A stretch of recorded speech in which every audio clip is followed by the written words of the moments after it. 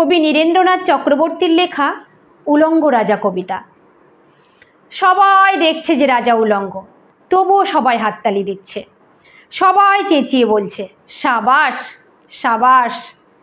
কারো মনে ভয়, কারো মনে সংস্কার, কেউ বা নিজের বুদ্ধি অন্য মনিবের কাছে বন্ধক দিয়েছে, কেউ উমেদার প্রবঞ্চক, কেউ ভাবছে রাজবস্ত্র সত্যিই অতীব সূক্ষ্ম, চোখে পড়ছে না যদিও তবুও আছে, অন্তত থাকাটা কিছু অসম্ভব নয়।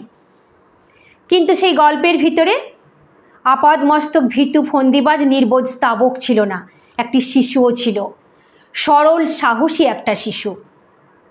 নেমেছে গল্পের রাজা বাস্তবের প্রকাশ্য রাস্তায়, আবার হাততালি উঠছে মুহুর্মুহু, জমে উঠেছে স্তাবক বৃন্দের ভিড়। কিন্তু সেই ভিড়ের ভিতরে শিশুটিকে আমি কোথাও দেখছি না। শিশুটি কোথায় গেল?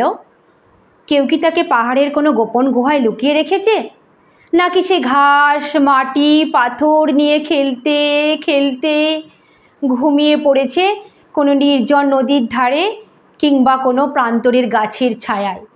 যাও, তাকে যেমন করেই হোক ধরে আনো, সে এসে একবার এই উলঙ্গ রাজার সামনে মাথা তুলে দাঁড়াক, সে এসে একবার এই ভিড়ের ভিতরে গলা তুলে জিজ্ঞাসা করুক, রাজা